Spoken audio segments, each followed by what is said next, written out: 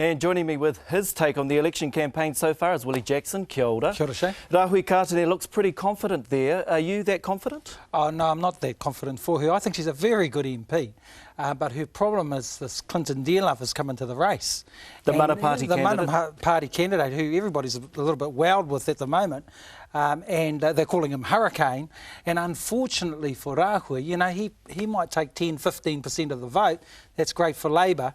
So the threat, therefore, is that he could split the vote absolutely. And allow Labour to go through the middle. Well, people were picking Rino Turikātene anyway, without Clinton there. Why is that? Is it because of his name? Oh, I think a lot of it's to do because he's a very unknown sort of quantity, isn't he? Well, he's almost got it by default because the Turikātene name is gold down there, and he's a nice man, and he's been with the party a long time. You can't say he's proven himself or anything down there.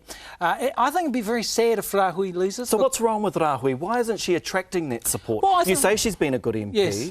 So why hasn't she attracted that support? Well, Rahui is not sort of, you know, he's not like she's not like a Pete Sharples or a Tariana So lacks Turia. that charisma. Probably hasn't got the X factor, you know, and there's many MPs like that. But she's a very hard-working MP, and, you know, I just think she's done quite a good job. You always see her putting out kaupapa and supporting kaupapa, and I think it'd be a shame to lose her.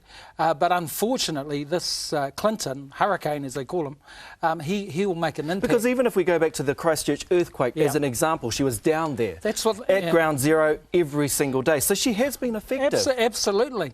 But I think that people also want to see her all over the TV, and you don't really see her all over the TV or all over the radio. She's one of those behind-the-scenes MPs who really don't get the kudos that they should get sometimes. Well, talking about those on TV, because our Te Tai Tokerau candidates debate last week was one of the liveliest in the campaign yet, and more than 100,000 viewers tuned in to watch the fireworks.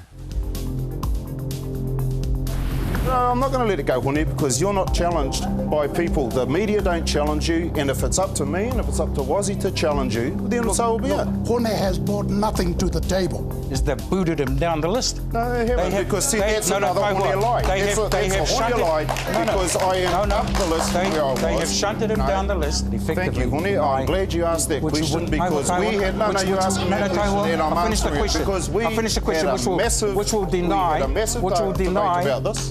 Okay, another issue. You left the party? I left the party, and that's why. Commenting on what's going on right now. And our viewers' response was very mixed. Congratulations to Hone for showing why Tai Tokerau should vote for Mana. Very interesting to hear the candidates. Refreshing to also see Hone Harawira being challenged by the other two candidates. Well, I'm voting for Labour, but gee, Waihoroi Shortland won that debate. He was meki. Well, Nanny George was outvoted in our online poll. The results saw Hone Harawira on top with 191, Kelvin Davis 97 and Waihoroi Shortland on 78. Of course, the results are completely unscientific, but the response shows that true to character, voters in the Tai Tokerau are passionate. It was very passionate, wasn't it, Willie Jackson? There you go. Those Ngāpuhis go for it, don't they? My goodness. What did you think of it? I thought it was a great debate, and they all had their moments. I don't know. Calvin lost it a little. Well, Calvin did lose it a bit, and you know, and he's actually a reasonable competitor. You know, he's a reasonable debater, but he let the crowd get to him a bit. Hone certainly got up his nose, and so you know. Do you think he has a point? Sorry to interrupt you, but do you think he has a point that the media's not holding Hone account for things? Well, I'm not sure about that, because I mean, every man and his dog wanted to kill Hone Harawira at by-election time, so I don't know who's not holding him to account. And you can recall the Herald came out against him very strongly. Can I say, because editorials everywhere. Hone Harawira, as an example, he's also the leader of the Mana Party, right. But he's promising all these things. He's promising the world. He wants $1,000 for Christmas for all whānau. He wants to get rid of GST. Really, he's dreaming, isn't he? Well, no, but that's what they all do, don't they, Shane? Well, you can if you're a minor party. You can't if you're Labour or National. Well, Gough and them were promising a lot early on, and until John Key said, "Show me the money, son." Show me the money. This is what you do at an election time. And I think Hone is coming across very well in the leadership debates. I thought he went well last weekend. You're not biased, are you, Willie? Well, no, we're all biased. No doubt about that. So you are? Well, I've always said I've had a bias. Well, let's leave Hone because I want to move on. But can I just say, I think Wasi Shortland's strategy has been tremendous. You know, the way he's attacked Hone. So he's holding him to account. Absolutely, okay. And he's rattling him. And he doesn't know much about policy, but he's just hammering Hone. Show me the money. Key and Goff, they've had quite a big week. Polls out, still showing Key is well ahead of Goff. How would you describe the week for them? Well, it was a very, very good week for Phil Goff. No doubt about it. The polls don't reflect the effort that he's put in.